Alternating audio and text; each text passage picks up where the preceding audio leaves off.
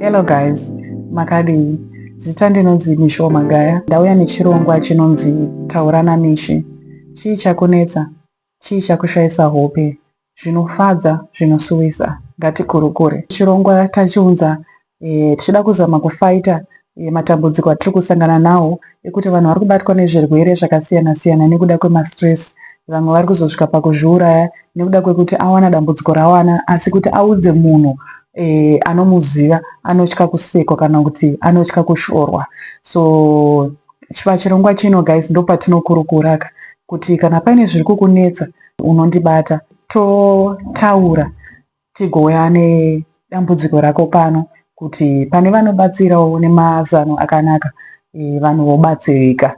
Kozotiwo kune umwe munhu wekuti anenge achishayawo kuti veduwe nyuzi dzangu idzi ndodziudzawo haniko ndakakomborerwa naMwari ndazotenga imba kana ndazotenga stand kuti ndazodai ari mashoko anofadza kana kuti zvinhu zvinofadza zvinenge zvaitika muupenyu hwako, but kuti uudze munhu unenge uchiita komana ndakaudza nhingo wangu anozondijelasa kana ndakaudza but uri kunzwa kuda ngosheya neumwe munhu kuti veduwe ndozvaitikawo kwandiri. Sununguka kundibata paTaura naMishi tokurukura tokukorokotedza tounzawo pamaplatforms edu tichitaura nezvazvo. So pachirongwa chedu guys vanhu vanounza nyaya dzavo vari maanonymous nekuti chirongwa ichi hachisi chekuparadzanisa hama, hachisi chekufumura vanhu kuti munhu anenge aine problem ozi ngaakutozivikanwa nevasi kuda vacho kuti vazive kuti ndiye ane problem, nekuti kune vamwe vanhu vanenge vasingadoka kuzivikanwa kunzi ndini ndiri kurwara nedambudziko rakati kana kuti ndini ndazorohwa nemurume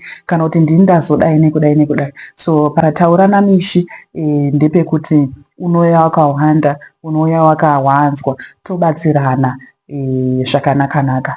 Asi kana pane vamwe vanhuwo zvavo vanenge vachiti inini handina basa nazvo kuti chero ndikazikanwa kunzi ndini, it's okay, ipapo tinopanzwisisa as well. So tichange tichiinvita as well vanenge vakasununguka kukurukura nesu malife experiences avo nezvakasiyana siyana zvavanenge vachida kukurukura nazvo like I said. So tichange tichivaunza muno tichikurukura as well.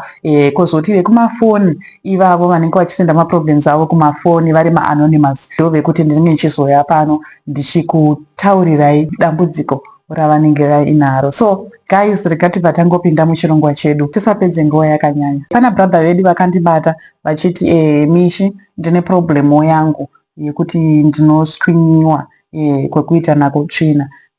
Hanzi zvaane 3 years chiitika.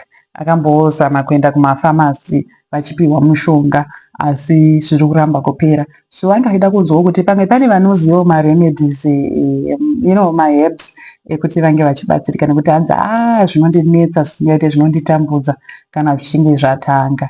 Hanzi vanenge vachinzwa kuswinyiwa zvakanyanya kunge pane hunye kunge pane chii zvekutoswinyiwa kuzosonwa. So guys, vanozivawo maremedies ekuti vabatsirike kana kuti vangaziva kuti dambudziko rinenge rine chii kana zvaungangode kungova advisawo pamusoro pedambudziko ravo, feel free kukomenda mucomment section vabatsirike kana kundibata panhamba dzedu dzetaura naMishi dzinonzi 0777 479 497. Tozodzoka tichivaudza kuti pane akazotibata, n'anga yekwakati akazotibata achiti uya ndikurape, kana kuti madzibaba chakati vakazokubata vachiti uya ndikurape, kana kuti profeti chakati vakazokubata vakazondibata vachiti uye kuzorapwa. Okay, so ndo dambudziko ravo ravainaro. Toenda pane imwe. Hanzi hi Mishi, hide my name. Inini ndakaroorwa muna August last year. So what happened is mufesi wangu anga atsvaga imba tikagara hedu. Takagara ipapo month yega yega aindipa 120 US mari yepay.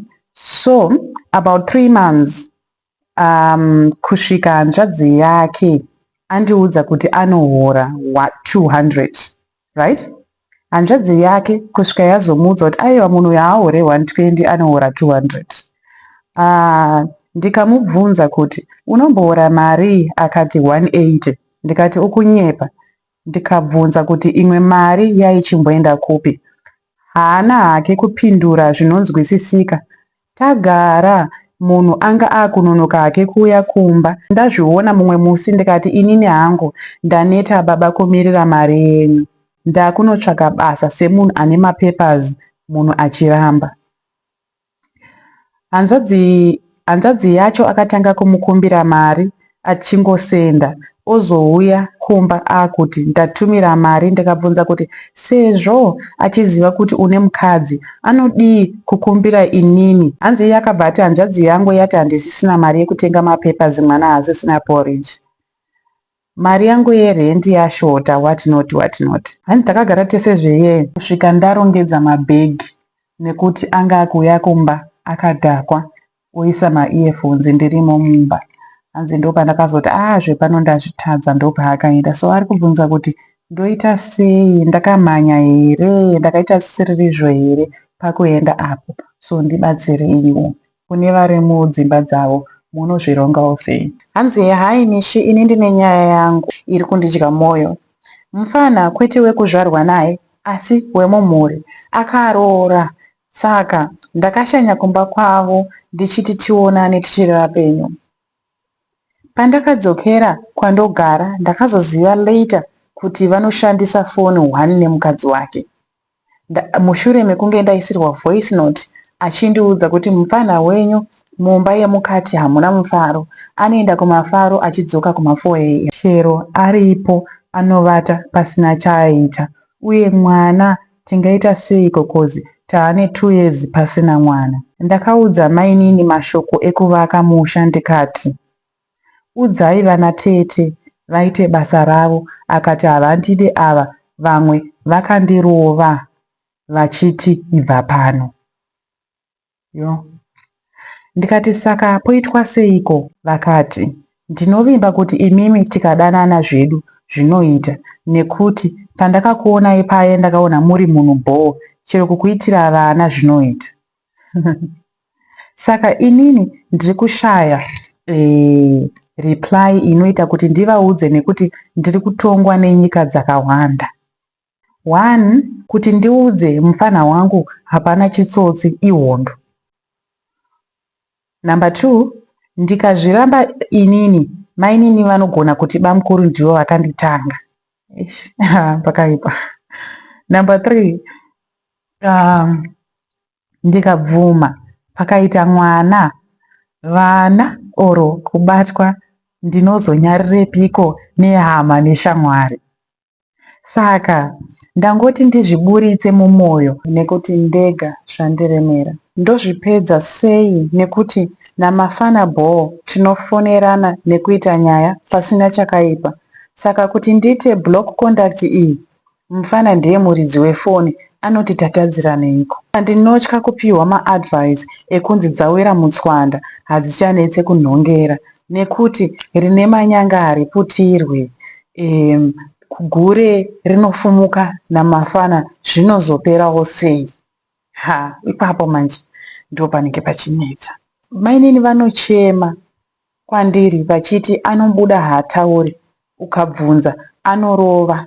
Saka ndakungosiyo akadero, haabvume kuti ndiite personal foni yangu, chero kubasa haade kuti ndiende, mari anopiwa yechikafu chete. Saka ndipeiwo mazano anovaka, please, ndapota. Panonetsa, pari tricky. Iyi ndo inonzi nyaya iri complicated. Murume ari pakona uyu vedu wei, ngatikurukure. Anopabuda sei pakona ipapapa? Nekuti uyu kuti abva ati mainini aiwa zvamuri kutaura aiwa zviite tiri hama nehama, aiwa zviite itai zvemba yenyu, munhu haazozive kuti ivo mainini vachazvitora sei. Vanobva vatoti kune munin'ina, ko mukoma wako vari kundipfimba zvozoenda kuti nepamwe. Saka apa parikuda kunyatsobatisiswa nemagloves chaiwo. Saka ngatikurukure hama dzangu kuti mukoma vedu ava vanopabuda sei pakona pavaiswa. Thank you so much my brother for sharing. Zviri kukunetsa, zviri kukudya mwoyo, at least unonzwa kurerukirwa. Ndodonzvo rechirongwa chedu guys, hatisina kugara takaremerwa madududu nezvinhu zvatinoshaya kuti toudza, nekuti uudze kana ani sometimes nyaya dzinenge dzakadai. So kuti uudze hama chaiyo inotokuti ndiwo uri kuzvikonzeresa, ndiwo wazodai, ndiwo wazodai. Pane mablames anoitika anenge asiri necessary kuti ari kunetseka wacho anga achiblamwa. So guys, ngatikurukure nguva dzese zvinhu zvinenge zvichitinetsa pataura naMishi. So handei pane imwe nyaya yedu iripo. Hi Michelle, please hide my ID. Ndiri kukumbirawo kubatsirwa panyaya yangu. kuti ndodii murume wangu akauya akandibvisira mari kumba asi vabereki vangu vakatambira. Hanzi so ndakazodzoka kumba pamasungiro ipapo. Nhombo yangu yave ne7 months. Kubva ipapo vabereki vangu havachadi kuti ndidzokere kumba kwangu. Apa ndakaita matwinzi atoo ne5 months. Kubasa vari kundirambidza kuenda. Iniwo mukaka wangu haubude, ndinotofidha mwana neformula milk. Apa kuchengeta vana vacho havadi, vari kuda kuti murume wangu ndiye ngaachengete, asi havasi kuda kuti avaone vana. Ndodii nhai hama dzangu? Ndodzokera kumurume here kana kuti ndongogara hangu pano? Pakaipa zvikare. Guys, todiiko kuti tibatsire sister yedu iyi? Ngatikurukure guys. Makorokoto sister nematwins edu, ndinovinda kuti muchavawanawo maadvice achange achikubatsirai kuti muziva kuti mugare here kumba kwamai nababa venyu nematwins edu, kana kuti matwins edu ogara mumba yababa vavo nemiwo muri safe. Feel free to contact me guys on 0777 479 497. Taurana mishi, chii chakunetsa, chii chakushayisa hope? Ngatikurukure. Zvinofadza futi, tinozvida. Uyai tikurukureka tichifara tiri tese. So guys, ndo chirongwa chedu chanhasi. Togumira panapa, tozobatana futi muchikamu chinotevera, tichiverenga futi nekushare matambudziko kana kuti nenyaya dzacho dzatinenge tapiwa kunzi isai kumhepo. Thank you so much guys. Sezvandinogara ndichitaura kuti your support is always appreciated here. Kuva pano kwenyu kwakatikoshera nekuti inini nemi tisu matsika nditsike. Kwamuri ikoko ndokuteverai, ini munonditeverawo. So we are family. Thank you so much guys. I love you all and have a good day.